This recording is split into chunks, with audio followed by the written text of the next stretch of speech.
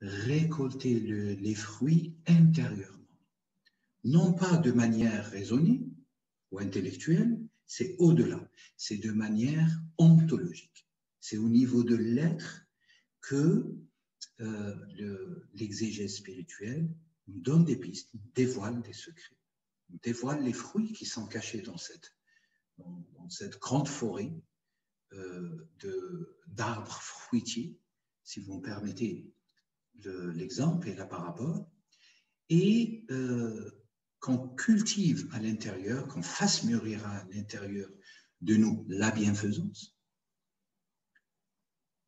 Aux parents, à titre d'exemple, peu importe leur situation, qu'il y ait foi en Dieu ou pas, hein, tout cela est bien détaillé dans la parole la plus exacte, hein, dans la parole la plus exacte, en tout cas dans le langage de la révélation.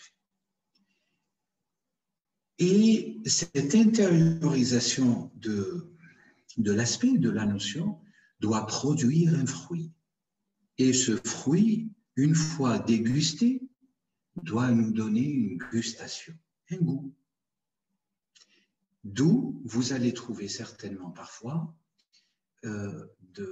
des auteurs qui nous parlent, en tout cas des grands savants, des grands maîtres spirituels qui nous parlent de l'exégèse gustative. Une exégèse qui amène à ce que il n'y a pas de lettre dans le Coran qui ne peut pas être vécu, qui ne nous impacte pas. J'avais fait il y a quelques années une vidéo sur les implications profondes du dhikr sur notre être. Le dhikr qui est le Coran al-Karim, qui est le Coran lui-même. C'est un des noms de la révélation.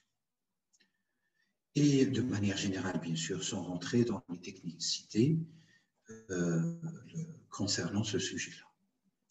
Donc, vous voyez, la distinction, elle est fondamentale entre les deux approches. Comment on aborde le Coran, comment on aborde la parole de Dieu, comment on aborde la parole sacrée, comment on aborde le hadith. Le hadith, c'est un des noms et une des fonctions du Coran et qui signifie l'événement ou quelque chose qui arrive, quelque chose qui se manifeste sur terre, quelque chose qui se produit, littéralement parlant. Avènement, événement. Avènement, événement. Réel, dans notre degré. Donc,